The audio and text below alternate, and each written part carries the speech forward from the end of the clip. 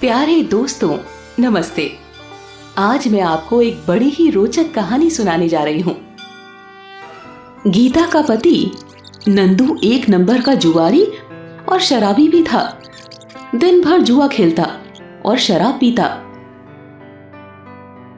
काम के नाम पे तो वो एक कुली था, लेकिन थोड़ी सी कमाई हुई नहीं कि सारा पैसा जुआ पे लगा देता और जुए से जो पैसे मिलते उसकी शराब खरीदकर पीना शुरू कर देता। अरे ठेके वाले भाई, ये कौन सी ब्रांड की दारू दी है?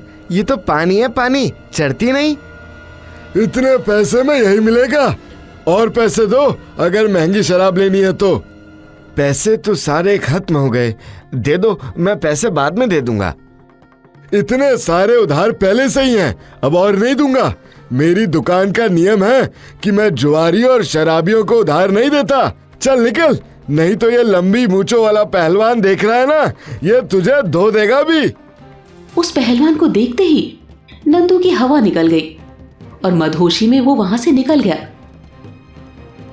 शराब के नशे में नंदू कहता है, अभी जिंदा हूँ तो पी लेने दो, बड़ी बरसात में पी लेने दो।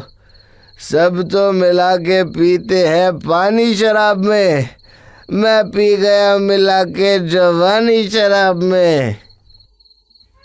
क्या जी, रोज इस हालत में क्यों आते हैं? शराब छोड़ दीजिए, आपकी सेहत खराब हो जाएगी। चुप कर, मेरी जिंदगी मेरी सेहत, तुझसे क्या मतलब? ज्यादा बोलेगी तो तेरी सेहत खराब कर दूंगा। आप मेरी सेहत खराब करेंगे? आपका बच्चा है मेरी कोख में, आपको शर्म नहीं आती? नहीं आती शर्म? रुक, तुझे दिखाता हूँ अपनी बेशर्मी।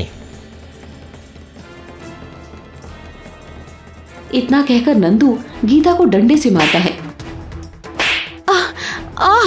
आप ये क्या कर रहे हैं? आप नशे में इतने चूर हैं कि आपने मुझे मार दिया। आपको पता है मेरी कोख में एक जीवन है। देख, ज्यादा मत बोल, नहीं तो मैं तेरा भी जीवन तेरे से छीन लूंगा और तुझे मौत के घाट उतार दूंगा। इतना कहकर उसने शराब की बोतल से उसके पेट पे मारने की कोशिश की, लेकिन गीता ने रोक लिया। कृपया करके आप मेरे बच्चे को नुकसान ना पहुंचाएं। आपको शराब पीनी है पी लीजिए, जुआ खेलना खेल लीजिए। नंदू ने गीता का जीवन जीना दूभर कर दिया था, फिर भी गीता को यकीन था एक दिन नंदू अपनी सारी गलत आदत छोड़ देगा। गीता बजरंग बली की परम भक्त थी। बिना उन्हें भोग लगाए वो एक अन्न का दाना भी ग्रहण नहीं करती। इसके लिए वो बजरंग बली से नंदू के लिए रोज प्रार्थना करती और रोज हनुमान चालीसा का पाठ करती थी, और हर शनिवार को तो सुंदरकांड का पाठ भी करती थी। हे बजरंग बली, आप मेरी भक्ति की गुहार क्यों नहीं सुनते? मैं थक चुकी हूं अपने जीवन से, आप ही मेरा सहारा हैं। अब मेरी आराधना में कोई कमी रह गई है क्या? गीता रोज हनुमान जी से अपनी व्यथा सुनाती, लेकिन उसे उसका कोई उत्तर नहीं मिला था। एक दिन की बात है, उसका पति नंदू शराब पीकर घर आया और बेहोश होकर गिर पड़ा, और जब होश में आया तब खून की उल्टी करने लगा। हे बजरंग बली, इनकी तबीयत तो और खराब हो रही है। उसने अपने आसपास के लोगों को बुलाया ताकि वो लोग मिलकर नंदू को अस्पताल ले जा सके। डॉक्टर ने नंदू को देखने के बाद गीता से कहा, देखिए, शराब पीने से इनका लीवर पूरी तरह से सड़ चुका है और अब बिना ऑपरेशन किए इनकी जान नहीं बच सकती। इनके इलाज में आपको भारी रकम चुकानी होगी। कितना डॉक्टर साहब? 2 लाख। ये सुनते ही गीता सहम गई। वो कहते हैं ना, इंसान जब तक मुश्किल परिस्थितियों में नहीं पड़ता तब तक उसे ज्ञान नहीं आता। नंदू को अपनी मौत सामने दिख रही थी। वो गीता से कहता है, गीता, तुम कहां से लाओगी इतने पैसे? हमारे पास तो नहीं है। क्या अब मैं मर जाऊंगा? नहीं नहीं, मेरे रहते आप ऐसे अशुभ बातें ना बोलिए। बजरंग बली है ना हमारे साथ, आप चिंता मत कीजिए, वो आपको जल्द ठीक कर देंगे। गीता के पिता एक ऑटो रिक्शा चलाते थे, इसीलिए गीता को ऑटो रिक्शा चलाना आता था। उसने पहले भी अपने पिता की बीमारी के समय ऑटो चलाया था, इसीलिए गीता को और कुछ नहीं सूझा और उसने किराए पर ऑटो रिक्शा ले लिया और चलाना शुरू कर दिया। गीता ऑटो रिक्शा लेकर बस स्टैंड और रेलवे स्टेशन पर खड़ी हो जाती है। विनोबापुरी, रामपुर, पहाड़गंज। कभी उसे दिन भर अच्छी सवारी मिल जाती तो उसके खाने का बंदोबस्त हो जाता, और कभी कभी उसको ऑटो रिक्शे पर कम सवारी मिलती तो भाड़ा और तेल के पैसे भरने के बाद कुछ नहीं बचता, और तो और उसके कोख में पल रहे बच्चे को भी भूखा सोना पड़ता। नंदू के इलाज के लिए पैसों का इंतजाम तो दूर की बात, कभी कभी तो उसे अपने 2 जून की रोटी के लिए भी तरसना पड़ता। पिछले 1 हफ्ते से तो गीता को कुछ कमाई भी नहीं हुई थी, क्योंकि उसके गर्भवती होने के कारण उसकी तबीयत और बिगड़ रही थी, जिसके कारण उसके ऑटो रिक्शा पर कोई सवारी बैठना नहीं चाहती थी। 1 हफ्ते से गीता ने ठीक से खाना नहीं खाया था, सिर्फ आधा पेट खाकर पानी पीकर गुजारा चल रहा था।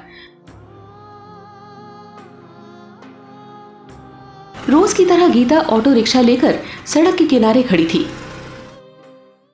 मायापुर, रामगढ़। एक अमीर सेठ गीता के रिक्शे के पास गया। रामगढ़ का कितना किराया होगा? जी 820।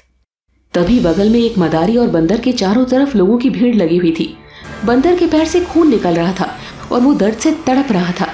मदारी काफी परेशान दिख रहा था और वो लोगों से मदद मांग रहा था। कोई मेरे इस प्यारे बंदर को अस्पताल पहुंचा दो, इसके पैर में कील चुभ गई है। एक ऑटो रिक्शा वाला कहता है। अरे नहीं जाना मैं, और तुम कौन सा किराया देने वाले हो? तभी गीता को उस मदारी और बंदर पर दया आ गई। गीता सेठ से बोली, साहब आप कोई और ऑटो रिक्शा देख लो, मुझे माफ कर दो, मुझे इस बंदर को जल्द अस्पताल पहुंचाना होगा, इसे गहरी चोट आई है। गीता उस मदारी के पास गई। चलिए मेरे ऑटो में चलिए। देखो बेटी, मेरे पास ज्यादा पैसे नहीं हैं, जो है वही दे पाऊंगा। कोई बात नहीं, आप पैसों की चिंता मत करें, इस बेजुबान की जान बच जाए, इसके अलावा मुझे और कुछ नहीं चाहिए, आप जल्दी बैठिए।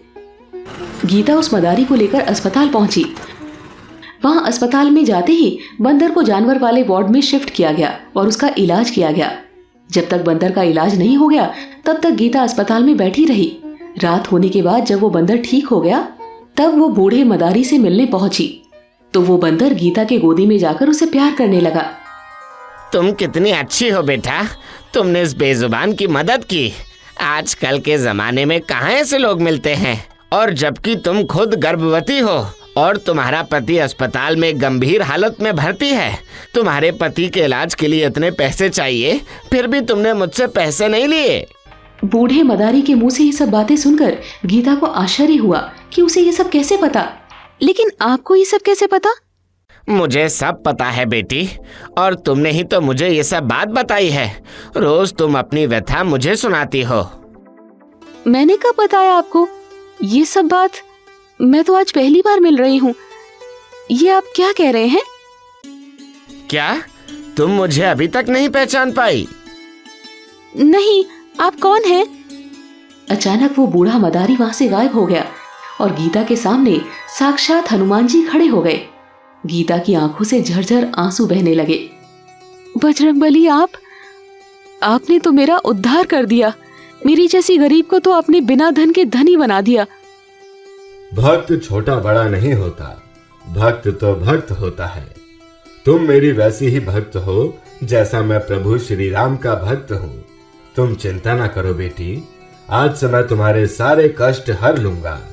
अब तुम हमेशा सुखी जीवन जियोगी। फिर बजरंगबली ने अस्पताल में जाकर खुद नंदू के सर पर हाथ फेरा और वहां से अदृश्य हो गए। जब गीता घर पहुंची तो उसने देखा कि घर पे उसके चारपाई पर ढेर सारे पैसे पड़े थे। अगले कुछ दिन में नंदू ठीक हो गया और अस्पताल से घर आ गया। 1 महीने बाद गीता को एक लड़का हुआ जिसका नाम उन दोनों ने मारुति रखा।